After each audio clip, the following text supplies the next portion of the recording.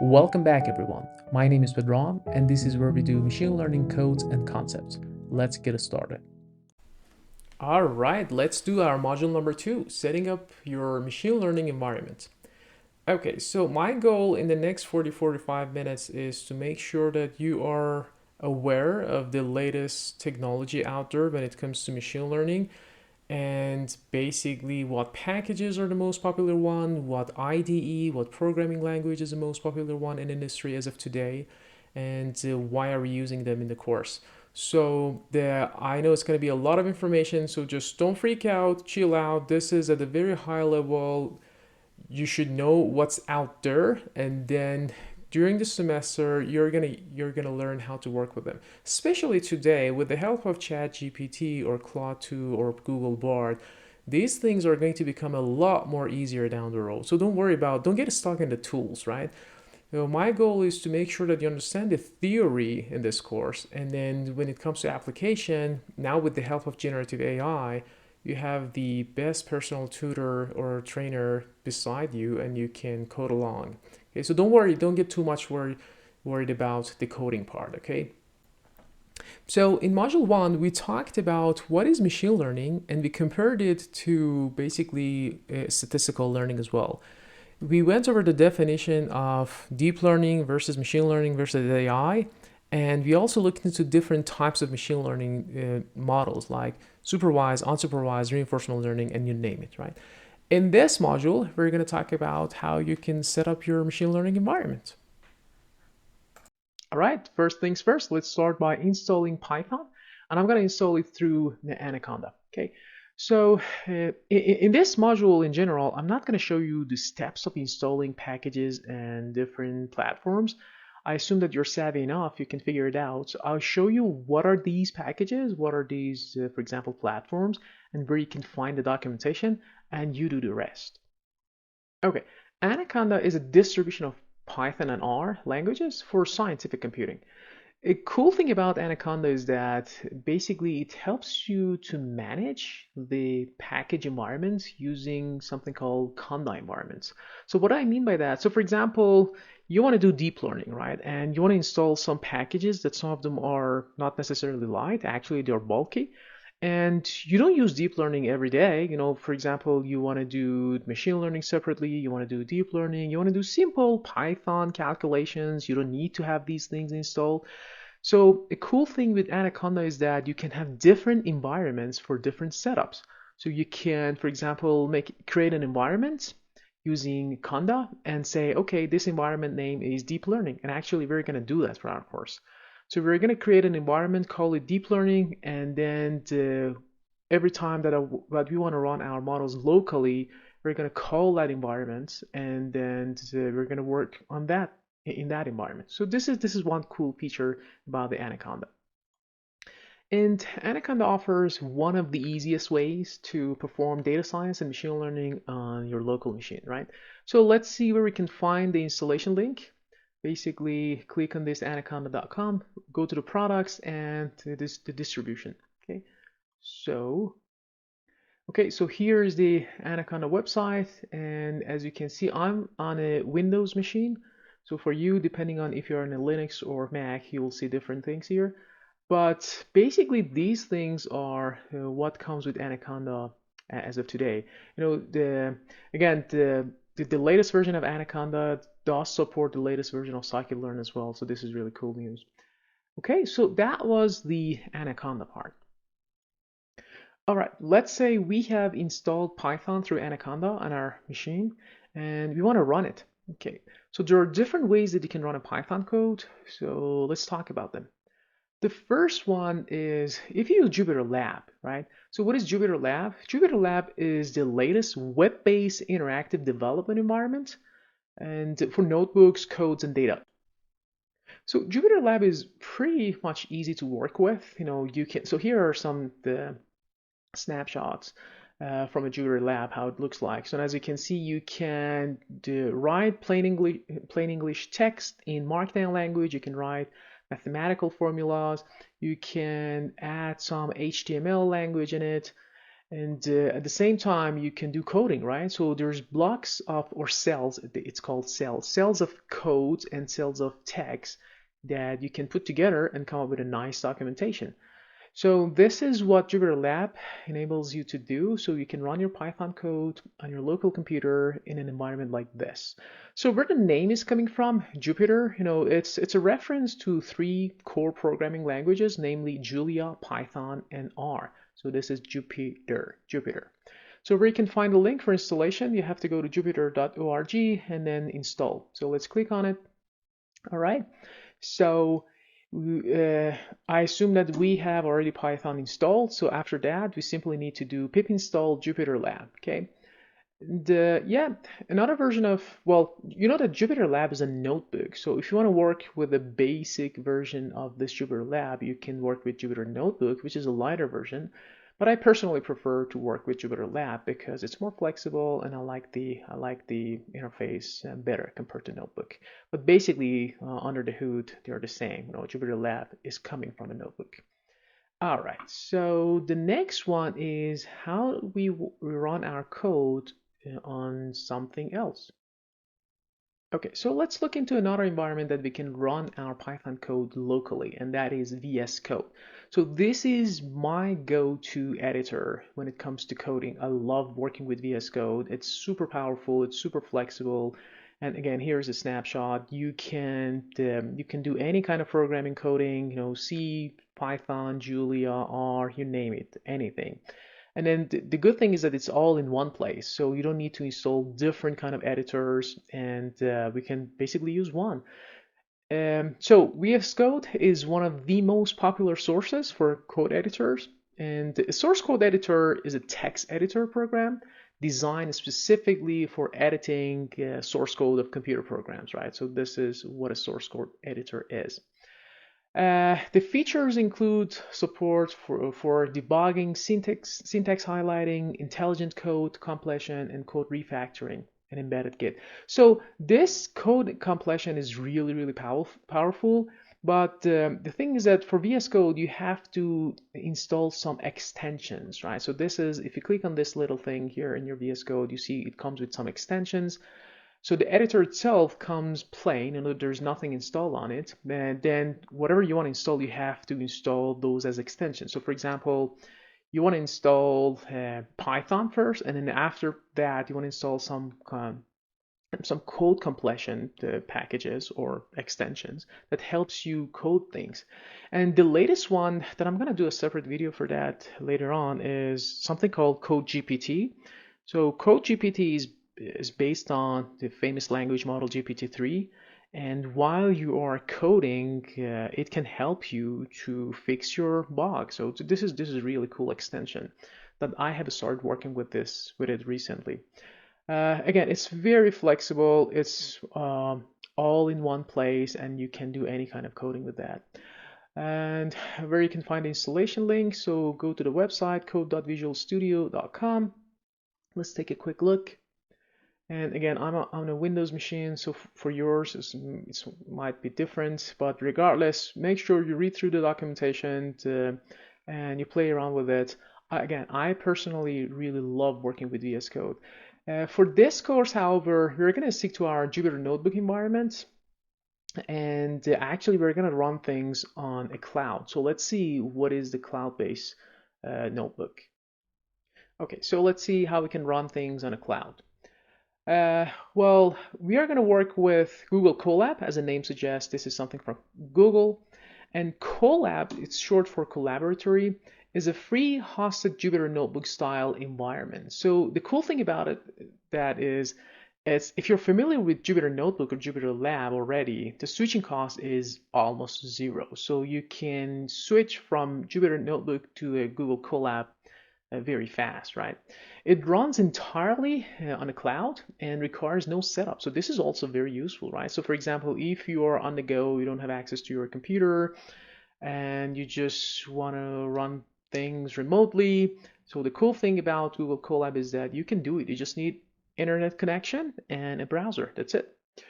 It provides access to machine learning libraries. So there are some built-in packages with Google Colab that you don't need to install them anymore. So for example, if you want to do TensorFlow or Scikit-learn, it's already installed.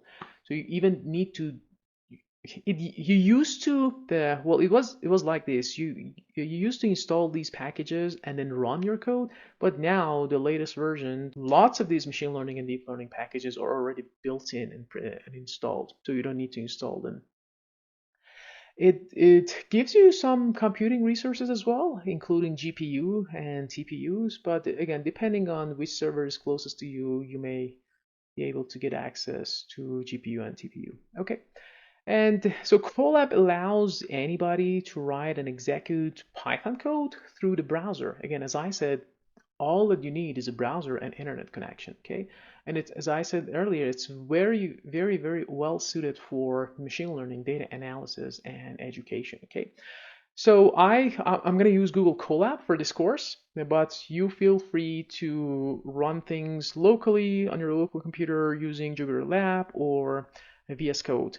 For all of these things, how to work with notebooks, how to set up your VScode environments, how to add packages, and how to use Google Colab, I have a separate YouTube channel, so please feel free to check it out if you're not already familiar with them. Okay, so let's go ahead and click on this, colab.research.google.com. All right, so this is the environment. So mine is in the dark mode. So what you're gonna see is probably a light mode, is a white version. But basically, so it navigates you to this page. So this is a very good documentation put together by Google research team. You can go through these things and start by getting started. So this is where we are, and then see what is a Google Colab, right? This is literally a Jupyter Notebook or Jupyter Lab, right? So we have a combination of cells and code, and you can run these codes, right? So again, I've talked about these things in very detailed in my dedicated channel for Colab. But feel free to skip this part if you're already familiar with Google Colab. All right, so let's go back to the slides. Okay, so the next we're going to talk about different packages, right? So far we installed our Python through Anaconda, and we decided to run codes on a cloud, basically Google Colab. Next, let's look into some of the machine learning and deep learning packages that we're going to use for this course. Okay, so the first one is Scikit-learn. Scikit-learn is, I think it's safe to say that it's one of the most popular and widely used machine learning packages out there. It's an open source Python library and includes a variety of supervised, unsupervised learning techniques, right? So you can do classification, regression, and clustering when it comes to go for classification and regression for supervised learning model, and clustering and dimensionality reduction for unsupervised learning model. You can also do some pre-processing and use grid search and cross-validation when it comes to model selection. So as I said, this is a very, very powerful Python library, which is also built in Google Colab. So if you decide to work with Google Colab for the course, all these packages are already installed. Okay. So this package is based on technologies and libraries that are used in some of the building blocks and most famous packages in Python, namely pandas and NumPy. And for visualization under the hood, it's using matplotlib. Okay, so here's the link. Let's click on it.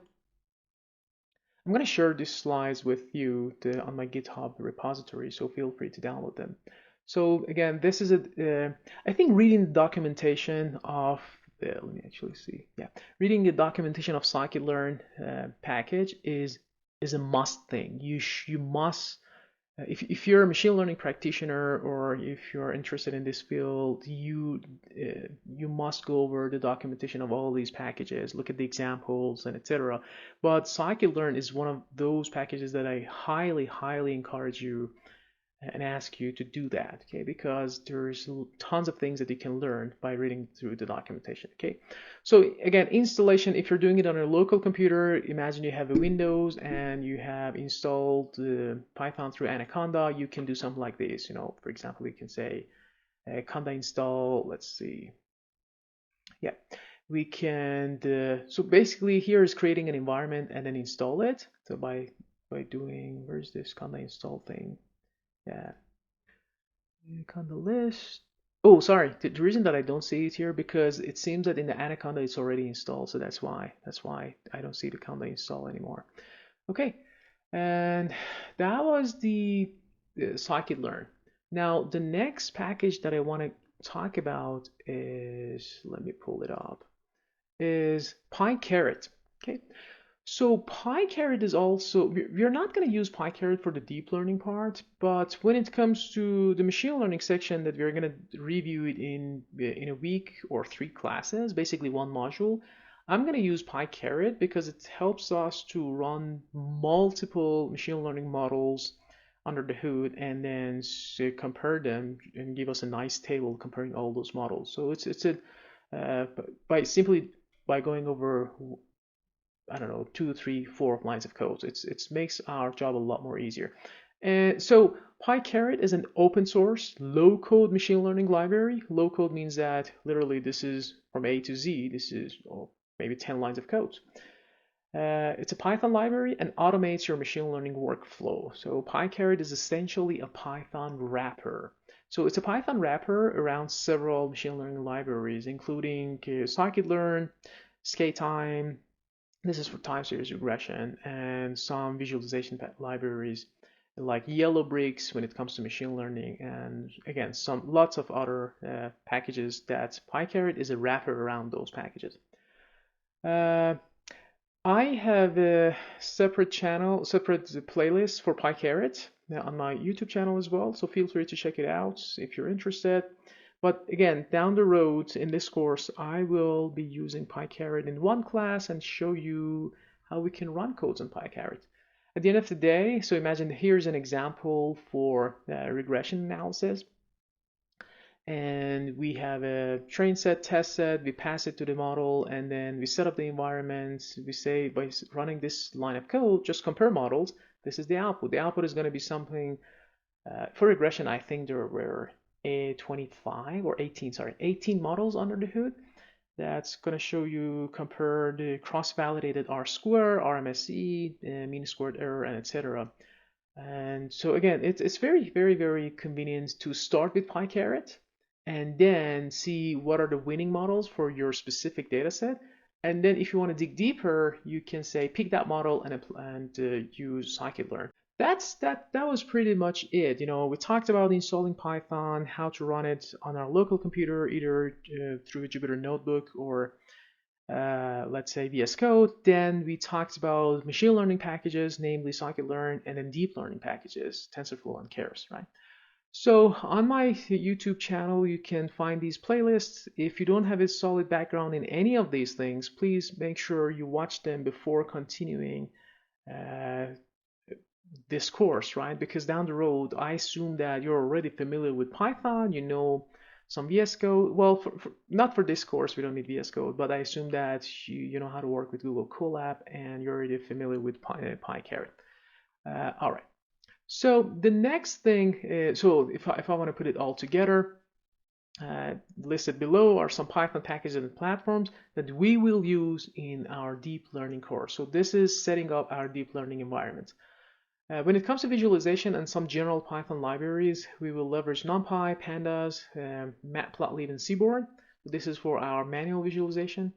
For machine learning, we're going to stick to Scikit-learn. And when it comes to boosted trees, we will use XGBoost, LightGBM. And for automated machine learning, we're going to do PyCaret. And finally, for deep learning, we are going to use Keras alongside with TensorFlow.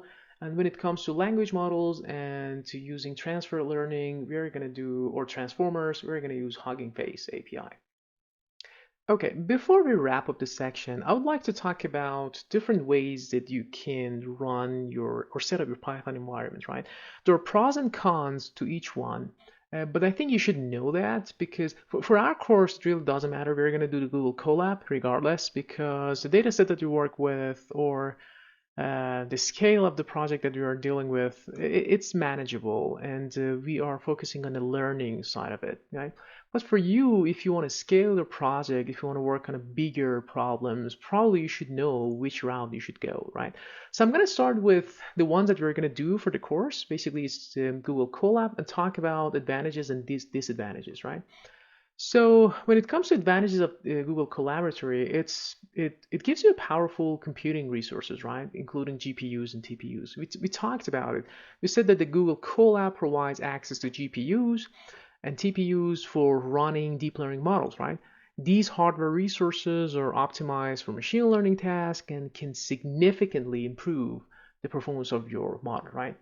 And more importantly, it has a free tier as well. So there are some plan-based subscriptions, but the free version, the free tier, is really decent, and it's good to go. For this course, we can stick to the free version. The second advantage is ease of use, right? The Google Colab is very user-friendly, and as we said, it's Jupyter notebook style kind of environment. So if you're already familiar with those environments, the notebook environments, the switching cost is 0. So that's why it's very straightforward to work with. You can collaborate using Google Colab, right? So it allows you to share notebooks and collaborate with others in real time. So this is very cool, right? And this makes it a useful platform for teamwork and sharing results and insights, right? Then the next advantage is it doesn't need to set up a local environment, right? So everything is already built in. At least all the packages that we use for the course is already built in Google Colab. So you don't need to install anything. You just need to have a browser, internet connection, you're good to go. So you can focus on the theory part of the course. So these are the advantages. What are the disadvantages, right? So the disadvantage of Google Colab, so the first one is maybe the time limit. So what is that time limit? Okay, the first one, as I said, is time limit. Google Colab notebooks have a time limit for running codes, right? If your notebook is left idle for, I think, 90 minutes, it will disconnect, and any code that is running will be stopped, right? So this can be inconvenience if you are running long training sessions or long experiments. There are ways around it, but I think it's not in the free version. It's not worth it, right? So you should maybe again for the free version you have this time limit disadvantage, right? And the next one is hardware limitation, and as you can guess, the Google Colab provides access to GPUs and TPUs, yes, but the thing is that the availability of these hardwares is shared among all users. So this means that the performance of the hardware may vary, and you may not always get access to the same level of resources, right? So it has this hardware limitation. The next one is data storage, and as you can guess, in the free tier version, the Google Colab provides a limited amount of storage for storing your data and files. So it means that if you're working with the large data sets, you need to store them somewhere else in a cloud and then link it to your Google Colab. The next limitation is limited control. Okay, so when using Google Colab, you do not have full control over hardware or software. And this can be limiting if you, for example, want to customize the environment or install additional libraries and tools, right? It's not as straightforward for adding some tools on Google Colab. Then maybe one other disadvantage is internet connection. So this is not a disadvantage. I think, I don't know, for most part of the world, you do have access to the internet connection, but if for whatever reason you don't have access to internet connection, maybe Google Colab is not your best choice. And lastly, the disadvantage is the security, right? So we know that, yeah, while Google Colab is a secure platform, but there are still running some risk, right? There are some risks associated with storing and processing your data in the cloud. And this applies to any kind of cloud-based platform. It's not specifically dedicated to Google Colab. So you should be aware of these risks and take appropriate measures to protect your data, right? So that was the Google Colab part. Now let's compare the personal workstation and other cloud-based platforms.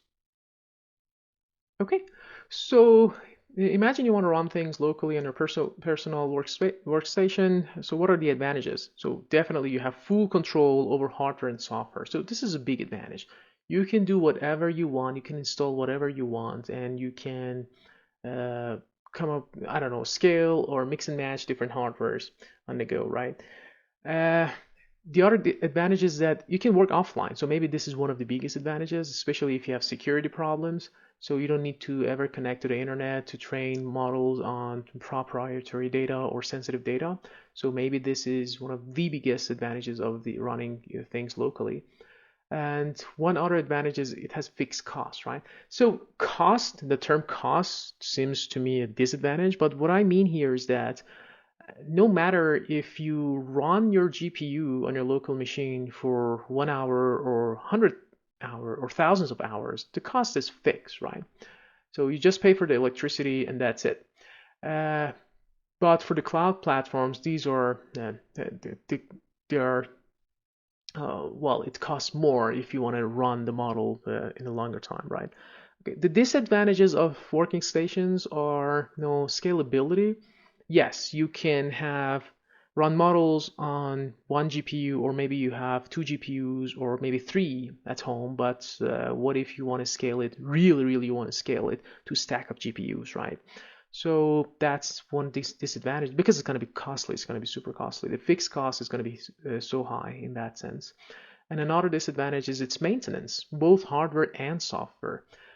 So for me, this is a big deal. The maintenance of I used to run things locally with my personal GPU, but at some point I stopped doing that because it's hard. It's hard to, at least it was hard for me, to keep up with all the changes that comes to the compatibility of the softwares and things like that. So I decided to just let it go and work with a cloud platform. Okay. Now, lastly, let's talk about cloud platforms. So here I'm showcasing AWS from Amazon, Microsoft Azure, and GCP, Google Cloud Platform. So the advantages are they're just like Google Colab. They provide powerful computing resources. It's very scalable, and again, it's very easy to work with. It's cost effective. You only pay for whatever you're consuming, so it's called pay as you go. So if you run things on a cloud, if the cloud is idle, you don't need to pay anything. And then just like Google Colab, it's the one advantage is collaboration, right? You can work as a team in real time and you can work on the same project. What are the disadvantages? It is expensive for large scale experiments. So as I was explaining here, uh, if you want to do, I don't know, big data training, the cost is gonna add up if you want to use more powerful machines and GPUs, stack of GPUs and TPU. So it's gonna be expensive. But I think when it comes to training those huge large models, it's always expensive, right? So for example, the language models that we have as of today, it costs millions of dollars to train them. This our very own Chat GPT, the rumors out there is that it costs the company millions in scale of $10 million to train that language model. Okay. Uh, it needs to be confirmed though, because I just say rumors say. But anyways, these are expensive, right? And the other thing, maybe one of the biggest disadvantage of running things on cloud platforms is this one: dependency on the provider. So this is a big deal, especially for companies. So imagine you're a company, you are working with Microsoft Azure for a long time. The more you work with this cloud, the more the fixed costs you have for switching to another platform, right? So you are dependent on that provider. So it means that you're dependent on their continuous support. You're dependent on, I don't know, the level of service that they provide, and et cetera, et cetera. So maybe this is one of the most important Achilles heel when it comes to running things on cloud platforms. Oh, there's a typo here. This is not CUD. This is cloud. All right. So again, just like Google Colab, you have limited control and internet connection and security. So the these three disadvantages are pretty much the same as what we covered in the Google Colab. All right, now let's see what tools do practitioners use in the industry, right? For machine learning, deep learning, you name it, these kind of new technologies, right? So here's the Kaggle Survey 2022. This is the latest version released. And basically, Kaggle runs a yearly survey among machine learners, practitioners, and data scientists worldwide, and then summarize it in nice tables and plots. I'm going to show it to you right now. If you want to dig deeper, feel free to just click on this link or go to kaggle.com/Kaggle Survey 2022. The 2023 is not released yet. So this survey is one of the most reliable resources about the state of the industry. So my goal is here to show you what is the latest technology used in industry, and then what we are using in our courses, right? Like machine learning and deep learning.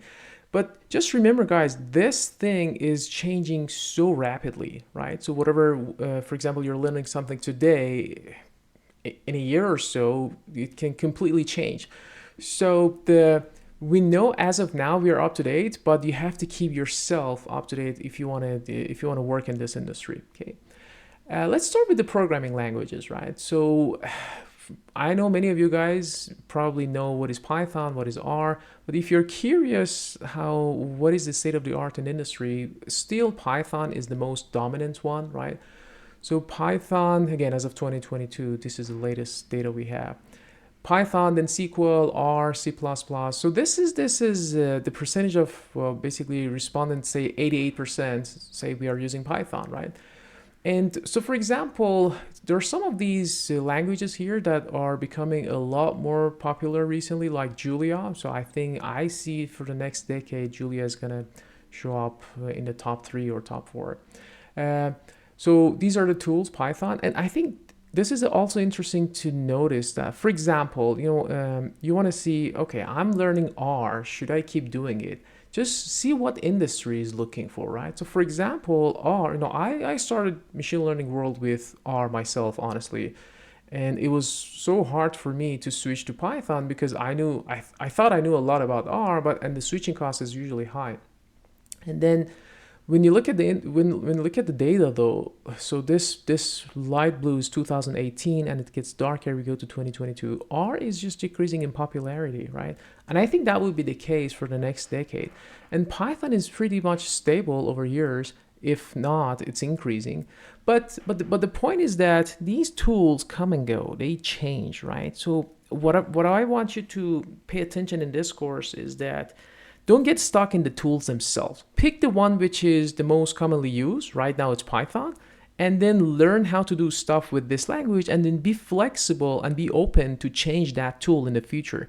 And guys, today, as we have tools like ChatGPT, Claude 2, and things like that, switching between programming languages for the end users cannot be easier. So you know something in Python, you write the code and then say, okay, go ahead and change it to, I don't know, Julia for me, right?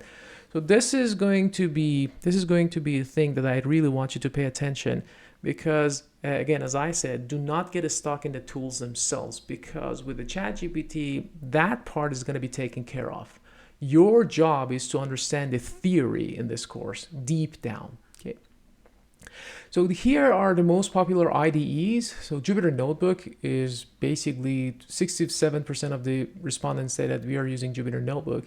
And the next best one is Visual Studio, so VScode. I personally love VScode. I do everything. If I'm doing things locally on my computer, I do VScode because the plugins, the extensions are pretty powerful, and now you can use ChatGPT within that. You can upload the package documentation to VScode, and then while you're coding, it helps you to read through that documentation and so many other cool stuff, right? You can do with VScode. For example, you can install GitHub Copilot in your VScode, and while you're typing your code, it helps you to fill in the rest of the code based on some generative AI models, right? Yeah, so these are the top two. If it depends, if you're doing things on cloud like Google Colab is going to use Jupyter Notebook. But if you want to run things locally, I highly encourage you to learn how to work with VScode, because that's program agnostic. You can literally do any kind of programming in VScode. And yeah, the next plot is, so this is the trend of those basically IDEs, right? Again, pay attention for our users, pay attention to RStudio. RStudio is super powerful, Actually, 2016, I was a heavy user of RStudio, and as you can see, it's getting less and less popular as we move forward. But Jupyter Notebook, it's consistently there, and I think that would be one of the most reliable ones going forward. Even if you're doing things in a cloud, you can do Google Colab, right, which is using Jupyter Notebook. Then, yeah, here is what I'm talking about. So most popular hosted notebooks in 2022, right? So basically, this means that all these notebooks are using Jupyter Notebook behind the scene, right? The most popular one out there is Colab Notebook. This is from Google Colab. So, and again, in this course, we're going to use Google Colab. It means that you don't need to install anything. You just need to have an internet browser, and that's it. And everything is already built in for you. So Google Colab is one of the most popular ones. The next one is Kaggle Colabs. So if you're familiar with Kaggle competitions, by the way, we're going to do a bunch of Kaggle competitions in this course. If you're familiar with Kaggle competition, you know that they offer their own Kaggle notebook, so you can write the code in their notebook. But I think if you're doing things in Google Colab, there's really no need to do it in Kaggle notebook. And again, this is a trend over years. As you see, Google Colab or Colab notebooks is becoming a lot more popular during the recent years. And I assume that the trend will remain pretty much constant or consistent. All right, now let's talk about the machine learning frameworks as of 2022. The most widely used package is Scikit-learn, and this is what we're going to cover in our machine learning course. Then, as you can see, TensorFlow, Keras, PyTorch, these are the deep learning platforms that we're going to use them in our advanced machine learning course, or the deep learning course. And then we have XGBoost, LightGBM. So these are basically the very powerful packages when it comes to working with tabular data. In machine learning, we are gonna cover these packages, XGBoost and LightGBM. Actually, we cover more. We do CatBoost, we do a couple of other boosting algorithms as well. And then for our deep learning course, when we are applying the basically transformers model, we're going to use Hugging Face a lot.